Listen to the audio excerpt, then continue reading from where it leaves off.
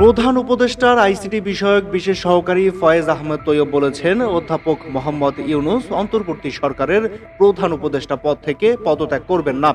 তার ব্যক্তিগত ক্ষমতার প্রতি আগ্রহ নেই, বরং বাংলাদেশের শান্তিপূর্ণ ও গণতান্ত্রিক উত্তরণের জন্য তার নেতৃত্ব প্রয়োজন।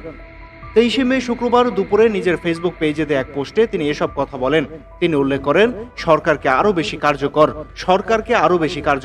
উপদেষ্টাদের আরও সক্রিয় এবং জনগণের সামনে দৃশ্যমান অগ্রগতি তুলে ধরতে হবে। এতে করে প্রমাণ করা যাবে যে গণ অভ্যুত্থানের মাধ্যমে আসা সরকার সফলভাবে জনগণের প্রত্যাশা পূরণ করেছে।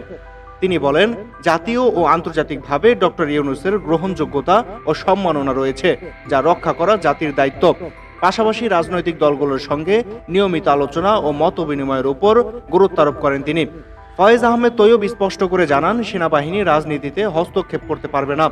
আজকের যুগে কোনো সভ্য দেশের সেনাবাহিনী রাজনীতি করে না। তাই সেনা প্রধানের ডিসেম্বরের মধ্যে নির্বাচন প্রসঙ্গত কিছু বক্তব্য জুরিসডিকশনাল দৃষ্টিকোণ থেকে সঠিক ছিল না বলে মন্তব্য করেন তিনি। তবে সেনাবাহিনীকে যথাযথ সম্মান ও আস্থার সঙ্গে রাখতে হবে, হুট করে কিছু করা যাবে না। তিনি আরো বলেন, ইনক্লুসিভেন্সের নামে আওয়ামী লীগকে পুনর্বাসনের চেষ্টা অগ্রহণযোগ্য। বাংলাদেশ সেনাবাহিনী জাতির গর্ব, একে বিভক্ত করা যাবে না। ফয়েজ আশা প্রকাশ করেন, এপ্রিল-মে মাসের মধ্যে নির্বাচন অনুষ্ঠিত হবে। এর আগেই সকল প্রয়োজনীয় সংস্কার সম্পন্ন